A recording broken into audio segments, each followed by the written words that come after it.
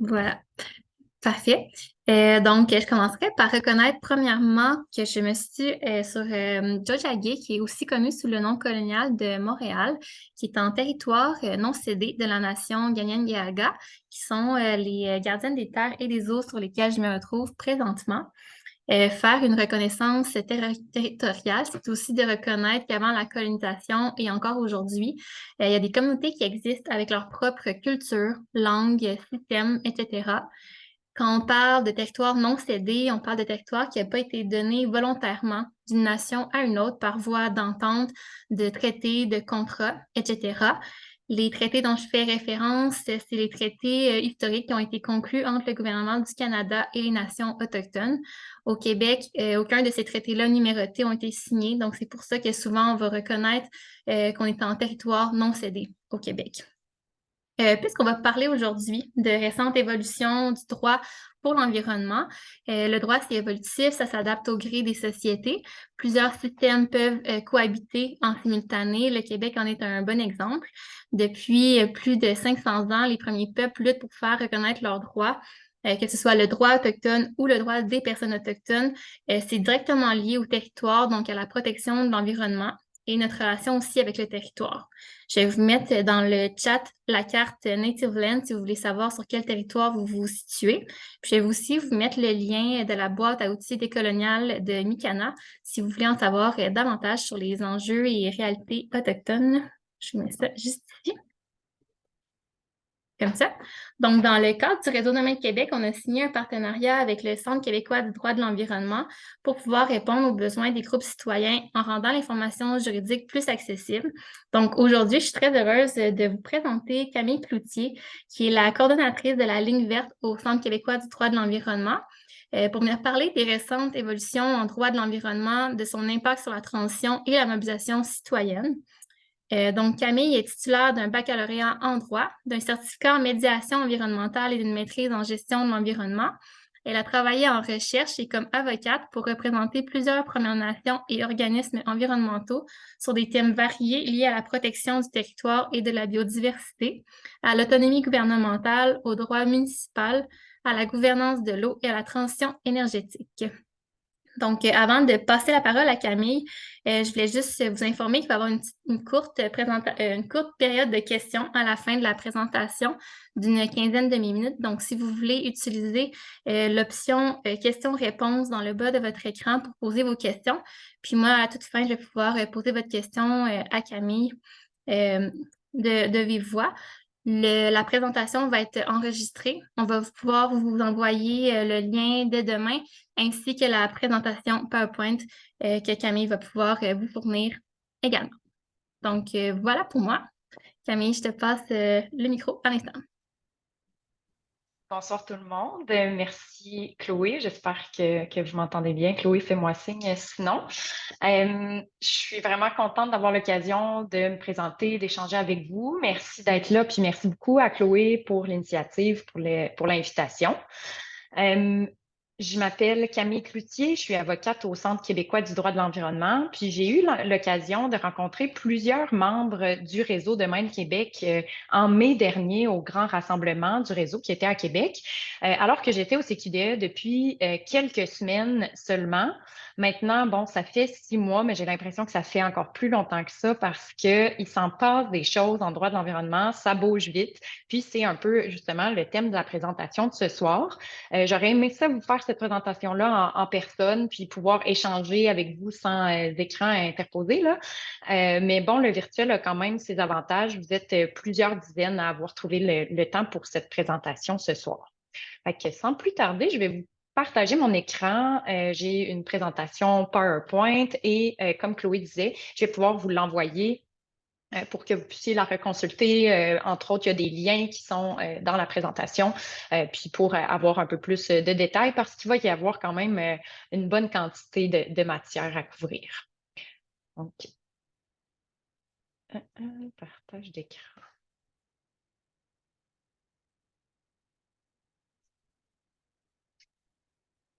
C'est parti. Donc, le thème de la présentation, évolution récente en droit de l'environnement, outils ou freins pour la transition. Je commence par faire une toute petite parenthèse au début sur le travail du Centre québécois du droit de l'environnement. Donc, pour ceux et celles qui ne connaissent pas notre organisme, je suis certaine qu'il y en a. Donc, le CQDE, le Centre québécois du droit de l'environnement, c'est un organisme à but non lucratif qui a été fondé en 1989, donc bientôt 35 ans. Et c'est le seul organisme de bienfaisance au Québec qui offre une expertise indépendante en droit de l'environnement au service de la population puis de la nature. Comment on fait ça? Ben, d'abord, on veut que les lois soient à la hauteur des enjeux. Donc, on va s'impliquer en amont au niveau des réformes des lois et des réformes des règlements. Par exemple, quand il y a un projet de loi ou de règlement qui est déposé à l'Assemblée nationale qui touche à l'environnement, ben, le CQDE va typiquement l'analyser, émettre des recommandations, déposer un mémoire pour que le droit soit mieux en mesure de protéger l'environnement et les citoyens. Ensuite, ben, c'est bien beau avoir des lois fortes, mais ça ne va pas très loin si elles ne sont pas respectées, d'où le volet action en justice lorsque c'est nécessaire. Donc, dans le cadre de certains litiges devant les tribunaux, le CQDE va être soit lui-même demandeur ou intervenant dans des dossiers qui ont été commencés par d'autres. Puis enfin, le volet information et sensibilisation, c'est essentiel parce que le droit manque d'efficacité s'il n'y a pas de mobilisation citoyenne. En fait, notre objectif, c'est d'outiller le public pour qu'à son tour, il devienne aussi gardien du droit de l'environnement. Puis, dans cet axe d'intervention-là, on a entre autres la ligne verte, qui est une ligne d'information juridique gratuite où on reçoit et on traite des questions qui visent à mieux comprendre comment le droit peut soutenir la protection de l'environnement. Notre partenariat avec le réseau Demain le Québec, ça nous permet d'assurer un traitement rapide de l'entièreté des demandes des groupes membres du réseau. En priorité, là, on essaie de faire ça le plus rapidement possible selon ce que nos ressources nous permettent. Aussi, dans ce volet, on a des conférences comme celle de ce soir, puis on a le projet Obitaire qui fait l'objet de la prochaine diapositive. Je voulais en parler plus en détail de notre outil Obitaire parce que je pense que ça peut vous être particulièrement utile. C'est un bon outil pour commencer quand vous avez des questionnements juridiques. C'est une banque d'informations sur le site web du CQDE où vous avez vraiment là, des articles sur plein de sujets en droit de l'environnement, donc de l'information gratuite, vulgarisée, on essaie le plus possible. Par exemple, on va couvrir des sujets de droit municipal, de protection des espèces à statut précaire, là, comme la rainette ou le caribou, par exemple. On a aussi beaucoup d'articles sur des principes de base. C'est quoi la différence entre une loi, un règlement, une politique, ou quel genre de règlement une municipalité peut adopter en matière d'environnement, comment faire une demande d'accès à l'information, etc., etc. Il y en a beaucoup, puis on tente de bonifier constamment. Donc, si vous cherchez quelque chose, vous ne trouvez pas dans notre banque Obitaire, vous pouvez nous faire une suggestion. Puis, ça se peut très bien qu'on crée un nouvel article pour que tout le monde puisse accéder facilement et gratuitement à cette information-là sans avoir besoin de toujours poser des questions. Donc, au courant de la présentation aujourd'hui, je vais souligner à certains moments qu'il y a des articles obitaires disponibles sur tel ou tel sujet là, à mesure que je les aborde. Alors, qu'est-ce qui bouge en droit de l'environnement? Beaucoup de choses. Évidemment, on aimerait toujours que ça bouge plus vite, à la hauteur de l'urgence climatique, de la perte de biodiversité, mais il faut quand même souligner les développements quand il y en a et essayer de les comprendre, de comprendre leurs impacts.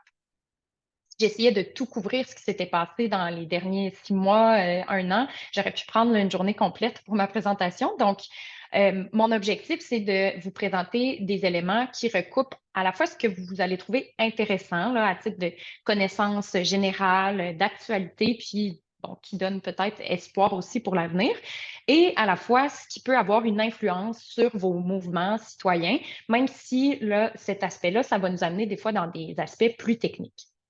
Donc, il sera question du droit à un environnement sain, de la protection de l'eau et des milieux humides, des pouvoirs du ministère de l'Environnement et de ceux des municipalités. Donc, les évolutions récentes sur ces sujets-là.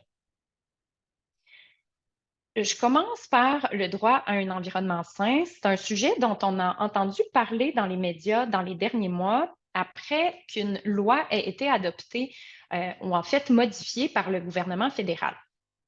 Est-ce que c'est reconnu au Québec, au Canada? Comment on peut invoquer ce droit-là? D'abord, qu'est-ce que c'est? Le droit à un environnement sain, il n'y a pas nécessairement de définition officielle dans les lois qui le reconnaissent. C'est un concept qui nous arrive plus du droit international, mais c'est un droit humain. Puis généralement, on parle du droit de bénéficier d'un air pur, d'un climat sûr, d'un accès à de l'eau potable, d'un environnement non toxique, puis d'avoir des écosystèmes sains et forts, une biodiversité en santé. Donc, vu que c'est un droit humain, on reconnaît quand même par ce droit-là une certaine interdépendance entre notre bien-être puis celui de la nature. Au Québec, le droit à un environnement sain est reconnu dans la Charte des droits et libertés de la personne, à l'article 46.1, et dans la Loi sur la qualité de l'environnement. Dans la LQE, on parle plutôt d'un droit à la qualité de l'environnement, à sa protection et à la sauvegarde des espèces vivantes. Par contre, dans les deux cas, ben, cette reconnaissance-là est assez limitée puisqu'on ajoute la mention dans la mesure prévue par la loi. Ça signifie que dans les faits, c'est possible de porter atteinte à ce droit à un environnement sain, même s'il est reconnu, en autant qu'on respecte les lois et les règlements, autrement dit, en autant qu'on le fasse légalement.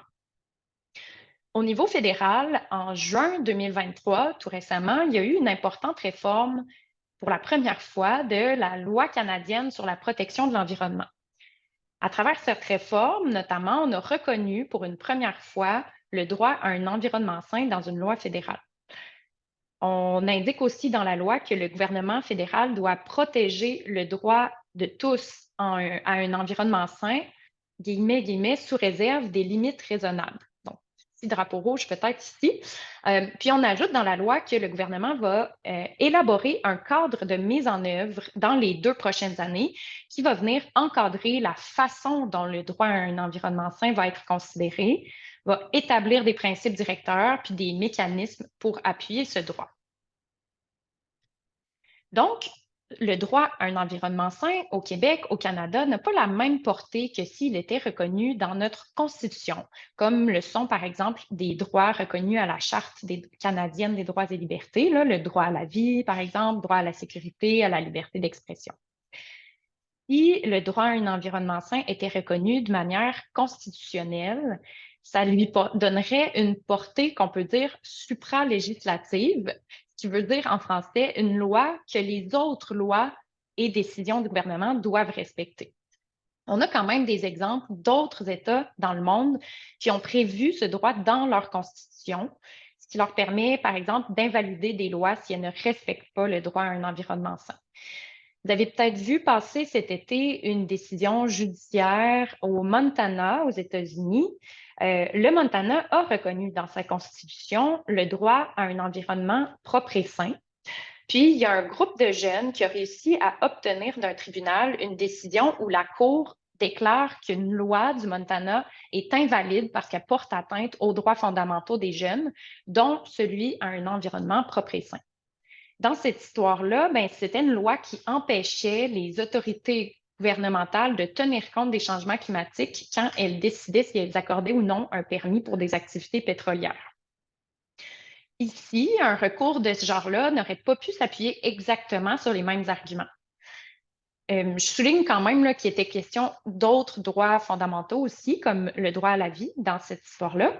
Mais bref, au Canada, la reconnaissance du droit à un environnement sain, c'est un avancement intéressant dans la loi canadienne, mais malheureusement, pour des recours citoyens, c'est encore peu utile.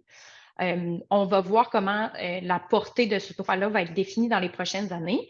Mais pour l'instant, c'est assez limité, mais je trouvais important quand même de l'aborder pour un peu démystifier ce qu'on avait entendu dans les derniers mois, puisqu'on en a quand même entendu beaucoup parler.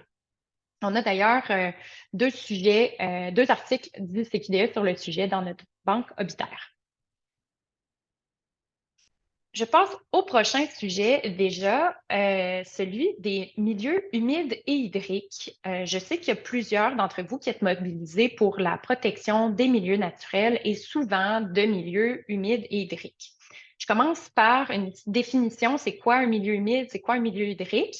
Le plus facile milieu hydrique, ben, c'est un cours d'eau, un lac, mais aussi sa bande riveraine autour et sa zone inondable. Pour définir un milieu humide, par contre, c'est des notions un peu plus, un peu plus de biologie, là. On parle d'un milieu caractérisé par des sols hydromorphes, puis une végétation dominée par des espèces hygrophiles. Donc, mettons, on peut retenir étangs, marécages, tourbières, puis il y a beaucoup de documents du ministère de l'Environnement qui aident à définir c'est quoi un milieu humide, puis comment le délimiter. En juin dernier, première évolution, ben, il y a eu l'adoption de la loi instituant le Fonds bleu et modifiant d'autres dispositions. On l'appelait le projet de loi 20, qui a permis de faire un pas important vers la protection de l'eau au Québec, puis surtout vers une meilleure transparence dans la gestion de l'eau. Maintenant, à partir d'un certain volume d'eau utilisé, il y a plusieurs renseignements qui vont devoir être accessibles publiquement. Notamment des volumes mensuels et annuels d'eau que les industries prennent dans les cours d'eau pour leurs activités, le nom du préleveur, l'emplacement du site de prélèvement. Tout ça, ça va rentrer en vigueur le 1er janvier 2024. Donc, à partir de l'hiver prochain, vous devriez avoir accès à plus de données sur les industries qui prennent des grandes quantités d'eau dans nos cours d'eau au Québec. Aussi, en juin dernier, il y a eu des changements à des lois qui encadrent les pouvoirs des municipalités et des MRC en aménagement du territoire. On en reparle un petit peu plus tard. Mais parmi les éléments intéressants pour l'eau, on a un nouveau pouvoir pour les municipalités qui leur permet d'adopter un règlement spécial pour interdire temporairement des activités qui pourraient compromettre la qualité ou la quantité des ressources en eau. Pour précision, là, ici, on parle de changements à la loi sur les compétences municipales. C'est des nouveaux articles 29 à 31. On a aussi ajouté la possibilité pour une municipalité d'exiger une condition pour une opération cadastrale comme par exemple un lotissement. Donc, la possibilité d'exiger une servitude d'accès à l'eau pour assurer un accès public à un plan d'eau important. Puis, finalement, on a ajouté dans le contenu des schémas d'aménagement des MRC, maintenant, les MRC doivent déterminer un lac ou un cours d'eau, bien, tout lac ou tout cours d'eau qui présente un intérêt d'ordre récréatif en vue d'assurer son accessibilité publique. Donc, c'est des pouvoirs qui sont intéressants. Puis, pour les mouvements citoyens, bien, c'est pertinent de savoir que vos municipalités ont des pouvoirs pour être plus proactifs dans la protection des milieux humides et hydriques. Puis, bien, ça vous permet d'inciter vos municipalités à connaître puis à utiliser ces pouvoirs-là. D'autres évolutions en termes de milieu humide, milieu hydrique, je remonte un peu plus loin dans le temps. Donc, en 2017, après avoir commencé à mieux réaliser l'importance des milieux humides et hydriques pour les écosystèmes puis pour les humains, après avoir commencé à réaliser l'importance de protéger ce qui restait, ben, il y a eu des changements à la loi sur la qualité de l'environnement qui a rendu plus sévère l'encadrement des activités, des projets, dès que ces activités-là se déroulent dans un milieu humide ou hydrique. Parmi les ajouts, là, on parle de toute la section des articles 46.0.1 et suivants, fait une section qui va vraiment venir viser spécifiquement les projets dans les milieux humides et hydriques. On met de l'avant le principe que vous avez peut-être déjà entendu des zéro pertinette. Est-ce que c'est réussi jusqu'à maintenant? Bon, on y reviendra. Puis, on introduit la séquence éviter, minimiser, compenser, ce qui signifie que pour être autorisé à faire un projet dans un milieu humide, on doit d'abord démontrer que ce n'est pas possible de réaliser le projet ailleurs, donc la séquence éviter. Puis, on doit démontrer toutes les mesures qui vont être prises pour minimiser les impacts. Puis, quand on a des impacts qui affectent le milieu, on doit payer une compensation financière au ministère de l'Environnement. Dès qu'un projet vise un milieu humide ou hydrique autour de vous, en fait, la règle de base, c'est qu'il doit obtenir une autorisation du ministère de l'Environnement. En plus, ben, on pose des exigences particulières pour obtenir une autorisation s'il y a un milieu humide qui est visé ou hydrique. Par exemple, on va exiger une étude de caractérisation, puis on va donner des motifs supplémentaires pour le ministre qui lui permettent de refuser une autorisation dans ces milieux-là. En plus de tout ça, s'il y a un projet qui a été autorisé dans un milieu humide ou hydrique, là on parle après 2017, après cette nouvelle loi-là, puis que le projet n'a pas été commencé dans les 2 ans après avoir reçu l'autorisation, bien, l'autorisation va automatiquement, on dit de plein droit, être annulée. Donc, pour les mouvements citoyens, c'est pertinent de savoir que le ministère de l'Environnement a plusieurs pouvoirs pour encadrer les activités avant qu'elles soient réalisées, notamment en examinant les effets qu'elles vont avoir sur les milieux humides et sur l'eau, mais aussi des pouvoirs pour agir si les lois ne sont pas respectées. C'est un sujet où on a quelques articles obitaires qui décrivent un peu mieux cet encadrement-là, puis qui vous donnent des pistes d'action aussi s'il y a un milieu humide ou hydrique qui est menacé près de chez vous.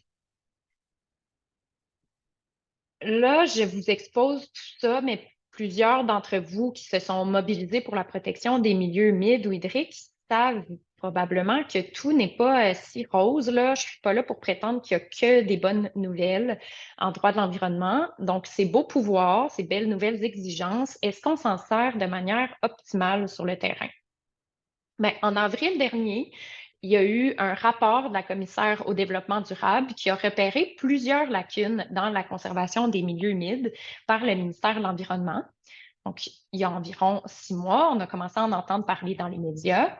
4 mois plus tard, en août dernier, d'autres médias nous apprenaient qu'entre août 2017 et décembre 2022, donc après l'adoption de cette nouvelle section à la loi, le ministère a en fait accepté 98 des demandes d'autorisation de projets en milieu humide. Donc, presque toutes les demandes sont acceptées. Puis encore, il y a 2 semaines, on apprenait qu'entre 2018 et 2022, environ la même période, c'est 3,3 millions de mètres carrés de milieux humides qui ont été détruits sans autorisation. Et ça, ben, c'est seulement les infractions que le ministère a constatées et compilées. On se doute que c'est peut-être pire en pratique. Donc, on peut vraiment être inquiet, être déçu de cette situation-là qui est, il faut le dire, assez désastreuse. Ce qu'il faut en retenir, ben, c'est d'abord que c'est urgent de renforcer la capacité d'action du ministère de l'Environnement.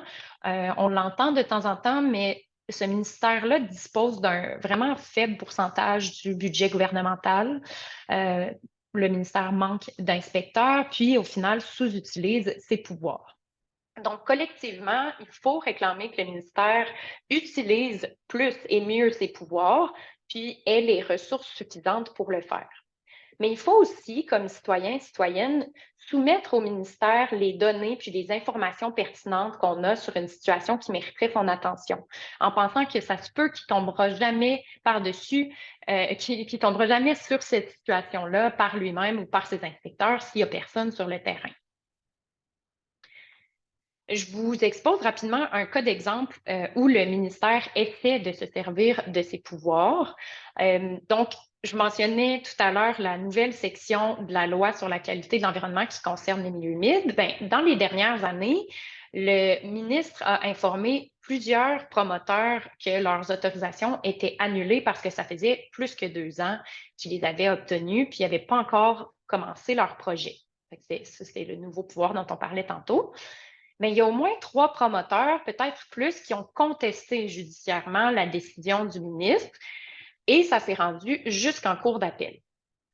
Là, vous voyez Québec qui perd sa cause en appel. Bien, la Cour a donné raison aux promoteurs, mais c'est important de comprendre pourquoi. C'est parce que l'autorisation en question, les autorisations en question avaient été accordées avant 2017, donc avant les nouveaux articles de loi qui imposent le délai de 2 ans. Puis dans ces articles-là, bien, le gouvernement n'avait pas prévu que ça s'appliquerait aux autorisations déjà délivrées. Donc, Cette décision-là, même si elle donne raison au promoteur, ne remet pas en question la nouvelle règle du 2 ans pour tous les projets dans les milieux humides ou hydriques qui ont été autorisés après juin 2017. Ce qui est intéressant aussi, c'est, on le voit ici là, dans le bas de l'écran, c'est que le juge prend la peine de dire: ajoutons toutefois que le ministère dispose d'autres outils afin de s'assurer qu'une activité ne puisse commencer sur le fondement d'une autorisation dont l'évaluation n'est plus à jour. C'est rare que les juges font ça, appeler les ministères à utiliser d'autres pouvoirs. Puis là, il va même jusqu'à nommer, juste après, un article d'une nouvelle loi qui donne plus de pouvoir au ministre. Et c'est ce qui m'amène au sujet suivant. Donc, des nouveaux pouvoirs pour le ministre de l'Environnement qui, évidemment, vont être intéressants s'ils sont réellement utilisés. L'objectif de ces nouveaux pouvoirs dont je vais vous parler, c'était justement de renforcer l'application des lois environnementales. C'était le nom même du projet de loi. Avant de continuer, je vais juste mentionner, là, on parle depuis tantôt d'autorisation pour faire des projets dans un milieu humide ou hydrique. Peut-être pour ceux, celles qui connaissent moins l'encadrement, les détails techniques de l'encadrement des projets au Québec, bien, au Québec, selon la loi sur la qualité de l'environnement, tous les projets dont on estime qu'ils vont avoir des impacts sur l'environnement sont interdits, c'est la règle de base, à moins d'obtenir une autorisation du ministère de l'Environnement. Donc, on peut penser, par exemple, à une usine, un gros projet commercial, la gestion de matières résiduelles. Donc, tout l'encadrement qui est autour du processus d'autorisation, qui vient être l'exception à l'interdiction d'avoir des impacts sur l'environnement, bien, c'est super important de le comprendre. Donc, quand on parle de pouvoir du ministre de l'Environnement, ça peut être assez large, là, mais ici, on s'intéresse à ce que le ministère peut faire, aux mesures qu'il peut prendre pour assurer la conformité à la loi, puis pour sanctionner le non-respect de la loi ou des règlements. Puis déjà, dans la LQE, on accorde au ministère de l'Environnement plusieurs pouvoirs d'inspection, de sanction quand il y a une infraction à la loi, par exemple. On lui donne la possibilité, par exemple, d'imposer des amendes, des sanctions administratives. Et on lui donne aussi des pouvoirs d'ordonnance, par exemple, obliger un contrevenant à prendre des mesures ou à cesser de faire quelque chose, à cesser de polluer un cours d'eau, par exemple. En 2022, donc l'an dernier, le Québec a adopté une loi au nom un peu impossible, là, la loi sur certaines mesures permettant d'appliquer les lois en matière d'environnement et de sécurité des barrages. Au CQDA, on l'appelle la loi PALM. On finit par avoir beaucoup d'acronymes avec le temps, vous pouvez vous en douter. Donc, la loi PALM est venue donner plus d'outils au ministère pour faire appliquer des mesures de protection de l'environnement. Donc, oui, on revient avec inspection, enquête, sanction, entre autres. Maintenant, le ministère ou le gouvernement lui-même peut refuser de délivrer une autorisation ou de la renouveler. Il peut la modifier ou il peut l'annuler dans plusieurs nouvelles circonstances. Par exemple, si la loi sur la qualité de l'environnement ou les conditions de l'autorisation ne sont pas respectées, eh bien, le ministère peut décider d'annuler l'autorisation. Ensuite, si l'activité n'a pas commencé dans les 2 ans de sa délivrance, même si ce n'est pas dans un milieu humide, là, ce n'est pas de plein droit, ce n'est pas automatique, mais le ministère peut décider de modifier ou d'annuler, entre autres, une autorisation. Je vais me permettre une petite gorgée d'eau ici. On ajoute aussi un pouvoir assez large où le ministre peut limiter ou faire cesser une activité, même si elle a déjà été autorisée ou même si elle n'avait pas besoin d'autorisation. Il peut utiliser ce pouvoir-là s'il pense que l'activité est susceptible de causer un préjudice irréparable ou une atteinte sérieuse aux espèces vivantes, à la santé de l'être humain ou à l'environnement. Puis on vient même préciser dans l'article de loi que ces pouvoirs-là ne donnent pas droit à une indemnité pour la personne qui doit cesser son activité dangereuse. Est-ce qu'il y avait autre chose là-dessus?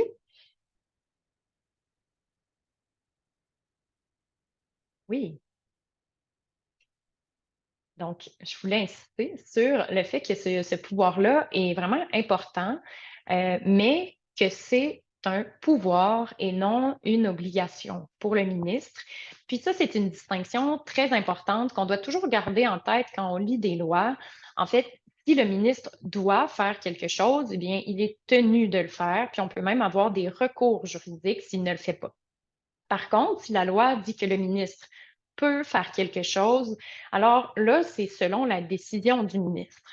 Souvent, on va mettre des éléments qui doivent guider sa décision, mais ça reste selon sa discrétion.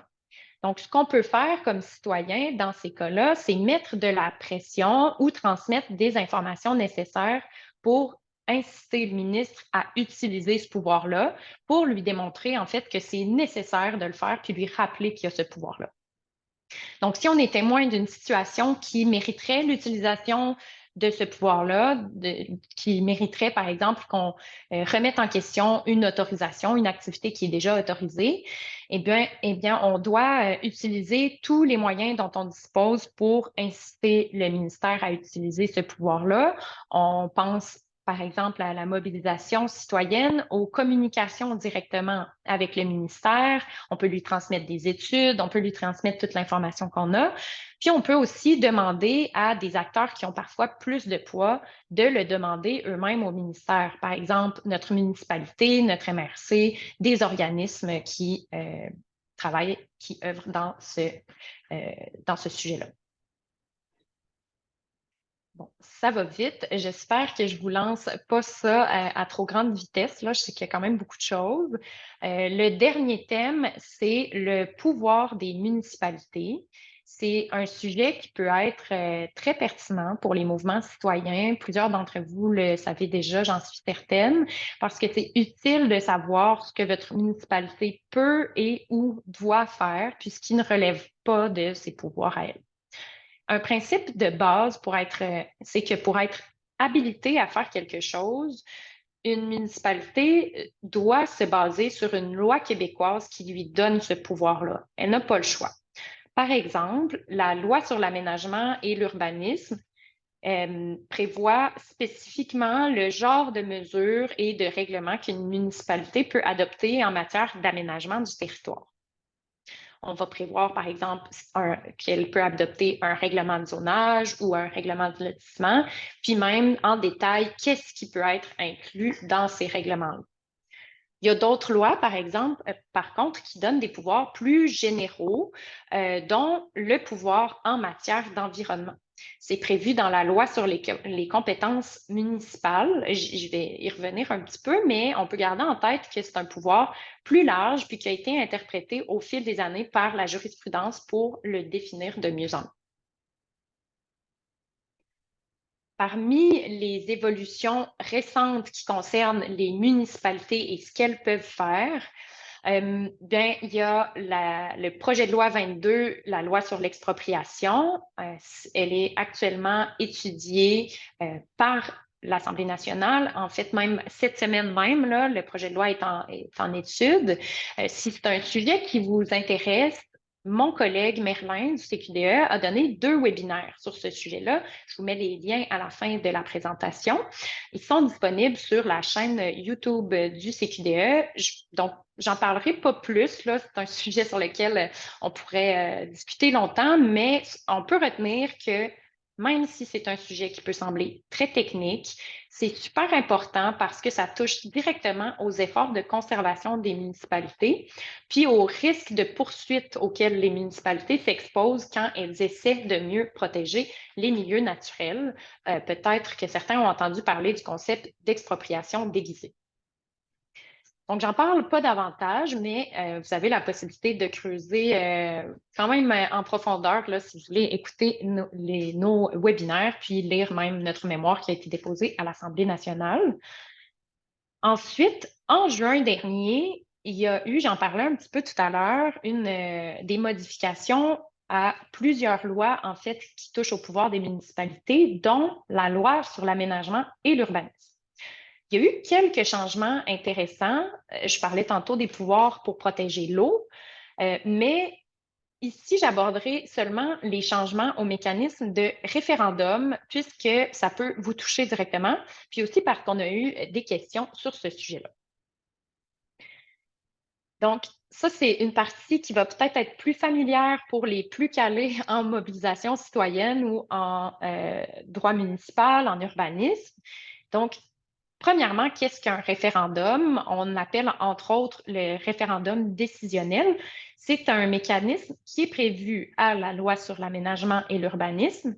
Ça permet à la population d'une municipalité ou la population d'un secteur du territoire de la municipalité de demander un vote sur certains types de changements réglementaires qui peuvent impacter leur territoire.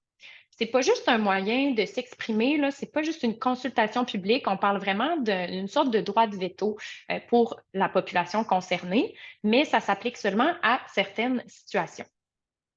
De manière générale, si la municipalité veut changer son règlement de zonage, donc on peut penser par exemple à une municipalité qui voudrait transformer une zone résidentielle en zone industrielle ou même juste une partie de cette zone-là, eh bien, les citoyens concernés par ce changement-là peuvent demander un référendum pour se prononcer sur le changement qui est envisagé. On a un article obitaire sur toutes les étapes de la procédure de changement de zonage et de possibilité de référendum, là, si vous voulez vous renseigner plus en détail là-dessus. C'est important parce que dans certains cas, il y a des gros projets qui affectent le territoire, des projets industriels, en énergie, toutes sortes de projets vraiment, qui n'ont pas le choix de passer par un changement de zonage pour être réalisés légalement parce qu'ils visent une zone, par exemple, qui était conservation résidentielle, agricole, etc. Puis donc, souvent, ça va ouvrir une porte pour un référendum citoyen. Donc, déjà, dans la loi, on prévoyait ce mécanisme-là, puis on prévoyait aussi des exceptions où un changement de zonage ne permet pas de référendum. Par exemple, si la municipalité a besoin de changer le zonage pour installer des équipements d'eau potable, pour permettre l'installation de maisons de soins, maisons d'hébergement, il n'y a pas de référendum possible dans ces cas-là. C'était déjà le cas. Par contre, en juin 2023, on est venu modifier un peu les exceptions à la procédure de référendum. Beaucoup de citoyens et citoyennes ont été préoccupés par ces changements, craignant avec raison qu'on diminue les occasions où c'est possible de demander un référendum. Donc, pour clarifier un peu ça, maintenant, il n'y a pas de référendum possible pour un changement au règlement de lotissement. Mais pour le règlement de zonage, c'est vraiment quelques exceptions qui ont été ajoutées. Entre autres, dans une zone qui est déjà zonée résidentielle, la municipalité maintenant peut augmenter la densité d'occupation du sol. Par exemple, le nombre de logements maximum par lot, unifamilial versus bigénérationnel, etc., sans que ce soit possible pour la population de ce secteur-là de demander un référendum, alors que ça aurait pu l'être avant. Mais cette exception-là au référendum, ce n'est pas pour toute augmentation de densité, là, ça doit respecter certains critères quand même précis. Principalement, l'augmentation de densité ne doit pas dépasser un certain pourcentage de la densité initiale. 33 ou 50 selon certaines variables, ou un ajout d'un logement supplémentaire ou d'un étage supplémentaire maximum. Donc, puis, entre autres, là, ce qui va influencer l'augmentation maximum, c'est si on est proche d'un point d'accès au transport collectif. Donc, le but de ces changements-là, c'était de favoriser la densification, surtout près des transports collectifs. On peut penser au REM, à l'autobus, au train. Mais concrètement, ça veut dire qu'un zonage résidentiel qui permettait déjà, par exemple, 3 habitations par bâtiment, donc des triplex, pourrait être changé par la municipalité pour permettre des quadruplex, donc le tiers de plus, sans que la population ait son mot à dire. Je vous dis ça en fait pour qu'on retienne principalement que la majorité des changements de zonage, surtout ceux qui menacent les milieux naturels, sont encore sujets au référendum, là, c'est vraiment, il y a quelques exceptions qui ont été ajoutées. Je ne les ai pas toutes abordées, mais c'est les principales qui ont suscité de l'inquiétude quand même, vu qu'on parlait de densification. Je termine, j'ai aucune idée, il est quelle heure, j'espère que je suis dans les temps. Je termine avec le pouvoir plus général des municipalités d'adopter des règlements qui visent directement ou indirectement à protéger l'environnement et le bien-être général de la population. Il y a certaines limites à ce pouvoir-là, même s'il est large, que les municipalités doivent respecter, notamment en matière de partage des compétences avec les gouvernements provinciaux, fédéraux. Dans les 20 dernières années environ, il y a des tribunaux qui ont interprété les pouvoirs des municipalités en environnement comme étant très larges parce que les municipalités sont les mieux placées pour voir les problèmes sur le terrain, pour choisir les solutions, puis pour les mettre en place. C'est ça qu'on appelle le principe de subsidiarité. Ça a été répété là, régulièrement par les tribunaux dans les dernières années. Il y a aussi des municipalités qui prennent action, qui utilisent ce pouvoir-là pour mettre en place des mesures ambitieuses, pour adopter des règlements qui sont quand même là, innovants pour mieux protéger l'environnement sur leur territoire, notamment dans certains cas parce que le gouvernement provincial, lui, ne le fait pas. Donc, entre autres, on peut penser à Sainte-Anne-des-Lacs qui avait adopté un règlement municipal pour interdire l'usage de pesticides ou de fertilisants. Ça a été contesté, puis le tribunal a confirmé la validité du règlement. Il y a aussi la ville de Mirabel, vous en avez certainement entendu parler, qui avait adopté un règlement qui prévoit que désormais la distribution de Publisac va se faire seulement sur demande et non plus automatiquement à tout le monde. Puis ça s'est rendu en cours et la Cour d'appel a confirmé la validité du règlement. Il faut dire que ce n'est pas directement un règlement en environnement, mais ça avait quand même pour effet, au final, de réduire la quantité de matière résiduelle. Puis ça a été considéré par le juge là, dans son jugement. Tout récemment aussi, vous avez peut-être entendu parler du nouveau règlement de la ville de Prévost qui a adopté un règlement pour interdire les équipements de chauffage qui fonctionnent avec des combustibles fossiles dans les nouveaux bâtiments, dans l'optique de décarboner le chauffage des bâtiments. Pardon.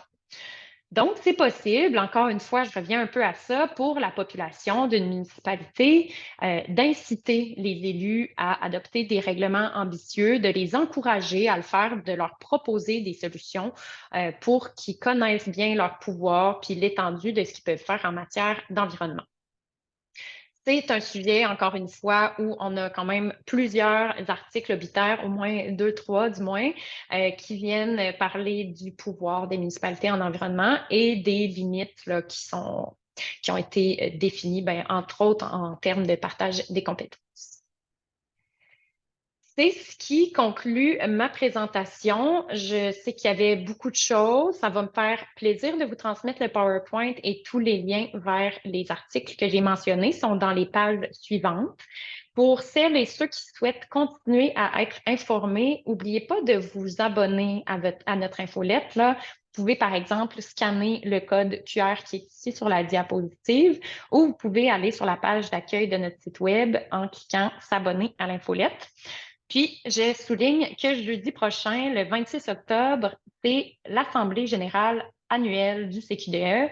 Ça serait un bon moment pour devenir membre si vous ne l'êtes pas déjà ou si vous l'êtes déjà, ça va nous faire plaisir de vous y voir. Merci à tout le monde qui était présent ce soir. Je sais que c'est pas fini, on a une période de questions, mais merci à Chloé aussi. Puis merci, je voulais dire plus généralement pour toute votre implication puis l'énergie que vous mettez à protéger vos milieux puis à continuer de demander des actions pour assurer à tout le monde quand même un meilleur avenir. C'est grâce à des gens comme vous que les choses changent, même si des fois on trouve que c'est trop lent. Alors, voilà, je mets fin au partage d'écran.